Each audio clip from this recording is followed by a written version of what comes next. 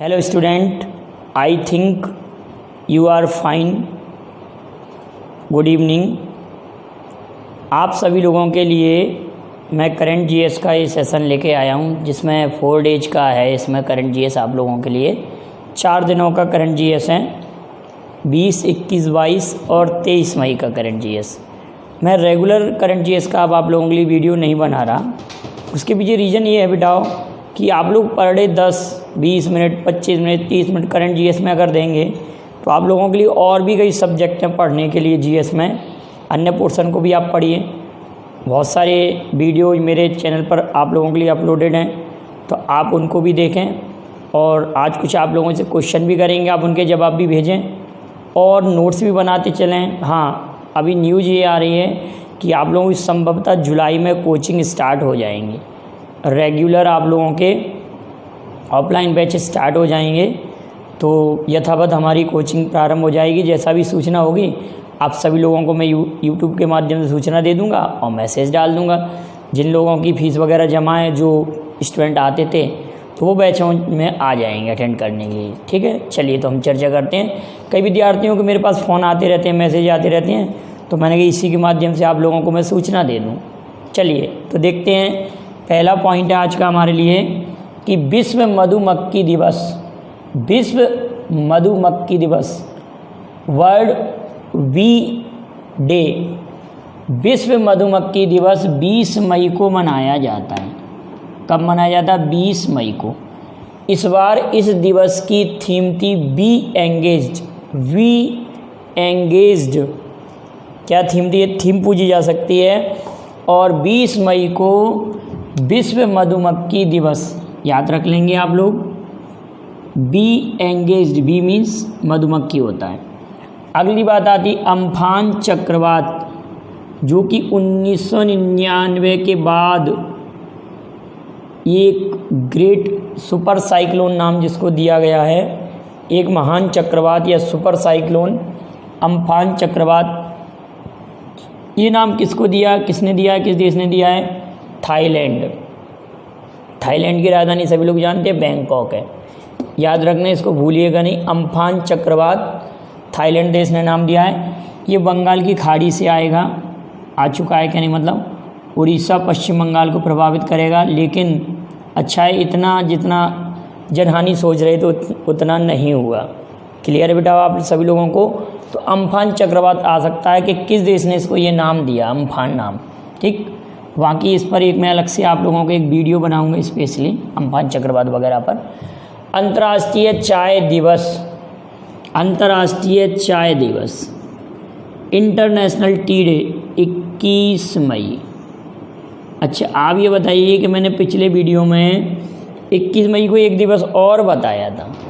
21 मई के एक डे की और चर्चा की थी कि 21 मई 1991 को भारतीय प्रधानमंत्री राजीव गांधी, उस समय हालांकि वो प्रधानमंत्री पद पर नहीं थे, चुनावी दौर था, उस समय प्रचार करने के लिए तमिलनाडु गए थे, तो वहाँ पर श्री पेरम्बदूर में एक आतंकवादी घटना में उनकी मृत्यु हुई थी। तो 21 मई को आतंकवाद विरोधी दिवस मनाया जाता है। याद रखेंगे, 21 मई एक दिवस और मनाया जाता है, आतंकवाद विरोधी दिवस। और राजीव गांधी का जन्म दिवस, राजीव गांधी का जन्म दिवस किस रूप में मनाया जाता है? सद्भावना दिवस के रूप में। 20 अगस्त को, 20 अगस्त को राजीव गांधी का जन्म दिवस सद्भावना दिवस के रूप में मनाया जाता है। इतनी बात आप याद रखेंगे, 20 अगस्त को सद्भावना दिवस के रूप में। और 21 मई को किस रूप में मनाया जाता है? आतंकवादी विरोधी दिवस के रूप में। और 21 मई को अंतर्राष्ट्रीय चाय दिवस भी मनाया जाता है। उद्देश्य क्या है? चाय उत्पादक व श्रमिकों की स्थिति में सुधार करना। मतलब ये चाय दिवस मनाने का उद्देश्य क्या है कि चाय उत्पादक व श्रमिकों की स्थिति में सुधार करना। ये तीनों पॉइंट आप लोगों को क्लियर हुए बिल्कुल, क्योंकि ये आप लोगों के लिए जब 4 दिन में हम करंट जीएस पढ़ रहे हैं, 3 दिन में पढ़ रहे हैं, 3 दिन 4 दिन में लगातार आप रेगुलर पढ़ते थोड़ा बोरियत भी होना लगता है, तो हम 3-3, 4-4 दिन का जब एक साथ लेके आएंगे तो पॉइंट आपको ज़्यादा क्लियर होंगे। और वैसे भी आप पर डे पढ़ रहे होंगे तो आप उनको भी नोट करते चलिए। चाय उत्पादक व श्रमिकों की स्थिति में सुधार, WHO की 73वीं स्वास्थ्य सभा में भारत का प्रतिनिधित्व भारतीय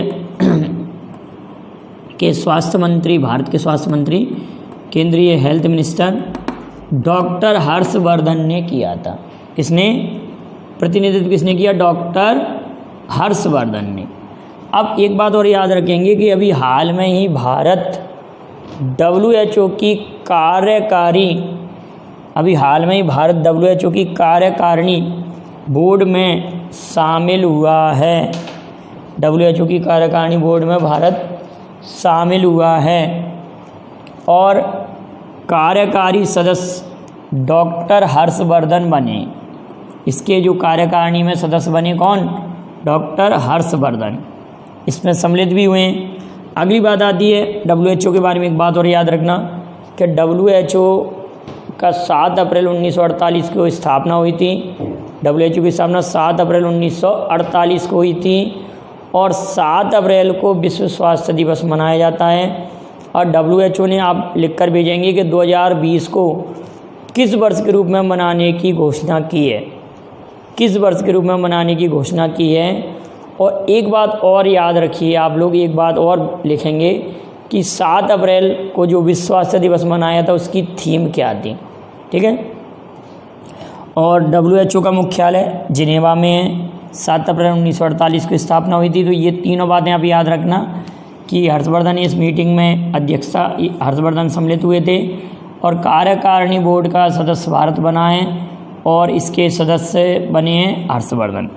मी अन्नपूर्णा योजना महाराष्ट्र राज्य में प्रारंभ, किसानों के बेहतर भविष्य और आत्मनिर्भर बनाने के लिए, किसानों का बेहतर भविष्य और उन्हें आत्मनिर्भर बनाने के लिए मी अन्नपूर्णा योजना का प्रारंभ हुआ है। महाराष्ट्र सरकार ने इसको प्रारंभ किया, मी अन्नपूर्णा योजना। क्लियर है। अगली इंपॉर्टेंट बात है चरण पादुका पहल। चरण पादुका पहल ये किसके द्वारा की गई है? मध्य प्रदेश सरकार द्वारा। क्योंकि मध्य प्रदेश सरकार ने जो मजदूर विभिन्न क्षेत्रों के लिए जा रहे हैं, जो पैदल नंगे पैर जा रहे हैं, उनके लिए जूते और चप्पल का प्रबंधन किया जाएगा, उनके लिए उपलब्ध कराए जाएंगे जूते और चप्पल। तो ये चरण पादुका पहल। अब आप बताएंगे कि मध्य प्रदेश का जो जलियांवाला है, जलियांवाला बाग घटना, मध्य प्रदेश जलियांवाला किस घटना को कहते हैं? ठीक है, तो आप लोगों को याद रहेगा, इसको भी आप ध्यान दीजिए। तो प्रवासी मजदूरों के लिए मध्य प्रदेश सरकार ने मध्य प्रदेश में बुखार क्लिनिक का भी प्रारंभ हुआ है सभी जिलों में लगभग। जीवन अमृत योजना भी मध्य प्रदेश सरकार ने प्रारंभ की है।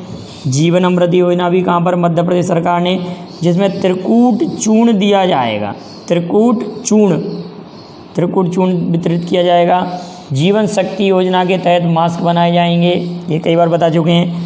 Top parents app Madhya Pradesh सरकार ने लॉन्च किया है विद्यार्थियों के लिए।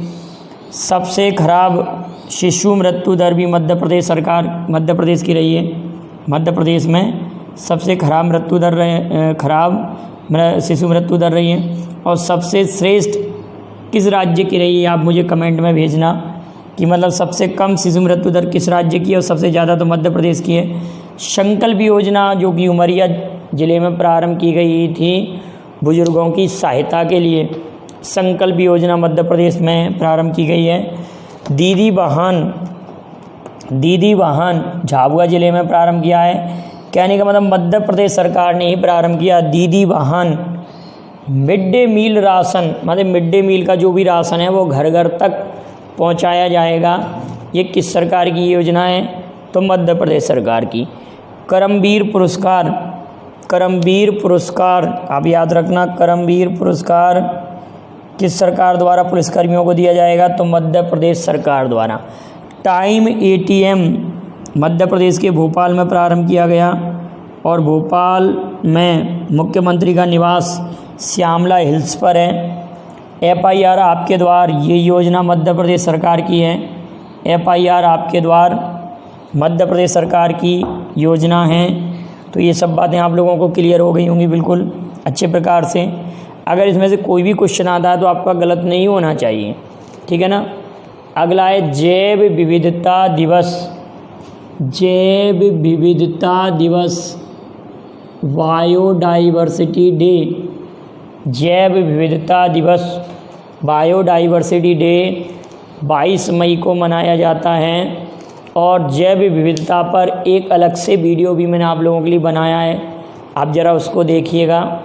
जैव विविधता पर जो वीडियो है आप उसको भी देखिए, उस पर कई प्रकार के क्वेश्चन हैं। तो जैव विविधता दिवस 22 मई को मनाया जाता है।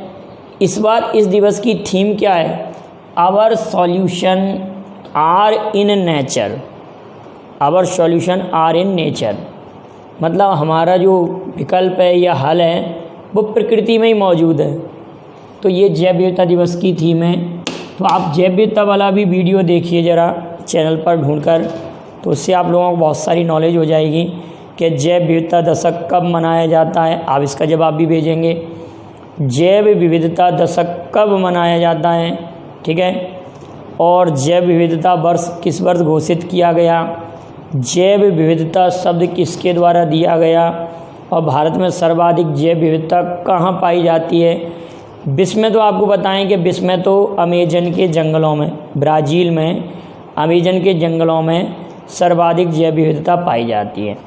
और अमेजन के जंगलों को विश्व का फेफड़ा कहते हैं, पृथ्वी का फेफड़ा कहते हैं, कि लगभग 20% ऑक्सीजन ओरिजिनेट करता है वो। क्लियर है? चलिए आगे हम देखते हैं। जैव विविधता दिवस क्लियर है, तो आपने 20, 21, 22 के दिवस भी क्लियर कर लिए। 20 मई को कौन सा दिवस मनाया था? अभी हमने पढ़ा था, देखिए पहले नंबर पे लिखा है मधुमक्खी दिवस, विश्व मधुमक्खी दिवस। 21 मई को चाय दिवस, 22 मई को जैव विविधता दिवस, 22 मई को जैव विविधता दिवस। अब एक बात और याद रख लेंगे कि 22 मई, 22 मार्च, 22 अप्रैल और 22 दिसंबर। 22 मार्च, 22 अप्रैल, 22 मई और 22 मार्च, अप्रैल, मई और 22 दिसंबर। 22 दिसंबर, 22 मार्च, 22 अप्रैल, 22 मई और 22 दिसंबर। क्लियर है? ये लगातार आपके जो दिवस हैं, जो लगातार दिवस दिए हैं, इनको ज़रा 22 मार्च, अप्रैल, मई और दिसंबर।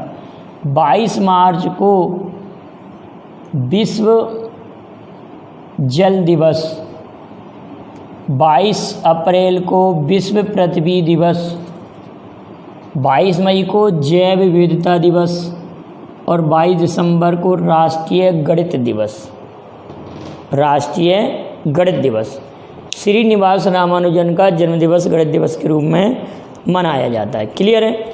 चलिए तो आगे देखते हैं।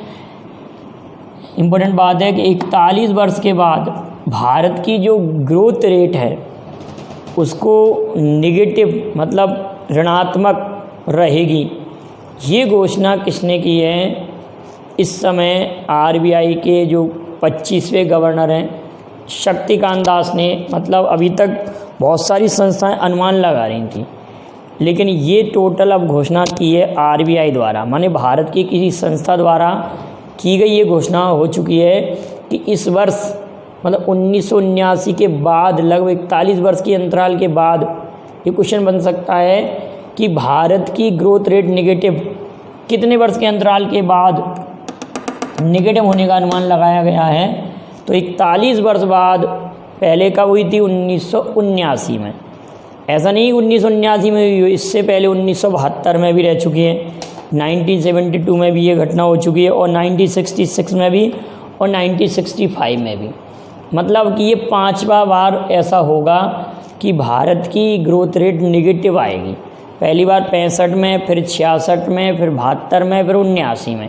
तो 79 के बाद अब 2020 का ऐसा दौर आना है कि भारत की ग्रोथ रेट नेगेटिव रहेगी। और ये नेगेटिव पहले कितनी रही थी? -5.24%। इसके पीछे रीज़न क्या था? इसका रीज़न भी कभी पूछा जा सकता है। तो इसका रीज़न है, आप ध्यान रखेंगे, इसका रीज़न है कि इस्लामिक क्रांति के दौरान इस्लामिक क्रांति के दौरान ईरान क्षेत्र में पेट्रोल के दाम लगभग दुगने हो गए थे, प्राइस लगभग दुगने हो गए थे, और उस समय वर्षा भी ना होने के कारण कृषि उत्पाद नहीं हो पाए थे। और उसी से एक साल पहले 1978 में भारत सरकार ने डीमोनेटाइजेशन भी किया था। भारत सरकार ने क्या किया था? डीमोनेटाइजेशन, जो अभी कुछ समय पहले ही भारत में हो चुका है। कब हुआ था आप बताइए? भारत में अभी हाल में ही कुछ वर्षों पहले ही डीमोनेटाइजेशन हुआ था, मतलब नोटबंदी हुई थी। वो किस वर्ष हुई थी, किस तारीख को ये घोषणा की थी? उस दौरान नोट बंद किए गए थे 1000 का नोट, 5000 का नोट और 10,000 का नोट। ठीक है, तो ये सब घटना थी। और इस बार आप सभी लोग जानते हैं कि इस बार की जो निगेटिव ग्रोथ रेट का रीज़न है कि भारत में कोविड-19 का प्रभाव चल रहा है, जिसके कारण लॉकडाउन की स्थिति है और बहुत सारे व्यवसाय ठप पड़े हुए हैं। क्लियर है बेटा? तो चलिए आगे बढ़ते हैं हम। आरबीआई ने रेपो रेट 4% कर दी है, मतलब इसको 4.40% के स्थान पर कितना कर दिया है? 4%। अब इससे क्या है कि आरबीआई अन्य बैंकों को जिस दर पर लोन देता है वो रेपो रेट कहलाती है। तो अगर उन बैंकों से हम लोन लेंगे तो हमको सस्ता लोन मिलेगा, ये स्थिति है। क्लियर है? लेकिन इससे ये बताइए कि लॉस किस किस को है? मतलब जिनकी फिक्स डिपॉजिट है उनको लॉस है, उस पर ब्याज दर कम होगी, और हम लोग जो अगर जमा कर रहे हैं कोई पूंजी तो हमको भी कम ब्याज मिलेगा, लेकिन कम ब्याज पर हमको ऋण मिल सकता है। अब ये 40 बेसिस पॉइंट की कमी की है। 40 बेसिस पॉइंट के आप सभी लोग जानते हैं कि दशमलव के बाद ये 40 इसको कम किया है, तो ये 40 बेसिस पॉइंट की कमी की है आरबीआई ने रेपो रेट में। दो प्रकार से आ सकता है कि रेपो रेट कितनी कर दी है? 4%, और कितने बेसिस पॉइंट की कमी की है? तो 40 बेसिस पॉइंट की कमी। बॉब वाटसन जो कि बेसबॉल के प्लेयर हैं, बॉब वाटसन जो कि बेसबॉल के प्लेयर हैं, इन्हें द बुल नाम से जाना जाता है, और ये अमेरिका के प्लेयर हैं। इनका अभी हाल में ही निधन हुआ है। आप सभी लोग जानते हैं कि अमेरिका का राष्ट्रीय खेल बेसबॉल है। अमेरिका का राष्ट्रीय खेल क्या है? बेसबॉल है। तीरंदाजी किस देश का राष्ट्रीय खेल है? तो आप कहेंगे भूटान का। भूटान का राष्ट्रीय खेल क्या है? तीरंदाजी। तीरंदाजी किसका राष्ट्रीय खेल है? भूटान का। बॉब वाटसन द बुल नाम से प्रसिद्ध हैं। अमेरिका का राष्ट्रीय खेल बेसबॉल है। लॉकडाउन के बाद दुनिया की पहली स्पोर्ट इवेंट बुंदेसलिगा जो कि जर्मनी की है, बुंदेसलिगा जो कि जर्मनी की बुंदेसलिगा है। और आप लोग ये कहेंगे जर्मनी की राजधानी बर्लिन किस नदी पर है? बर्लिन स्प्री नदी पर है। फ्रांस की राजधानी पेरिस सीन नदी पर है। बर्लिन स्प्री नदी पर है, फ्रांस की राजधानी पेरिस सीन नदी पर है, और जर्मनी की संसद को बंडेस्टाग कहते हैं। अगली इम्पोर्टेंट बात आ रही है कि देखिए हमने आपको बताया था कि हमने 20, 21, 22 और 23, तो 20 का दिवस ले लिया, 21 का जो भी दिवस मनाया जाता है, 22 का जो दिवस मनाया जाता है वो। अब 23 की बात आ रही। विश्व कछुआ दिवस, वर्ल्ड टर्टल डे, विश्व कछुआ दिवस।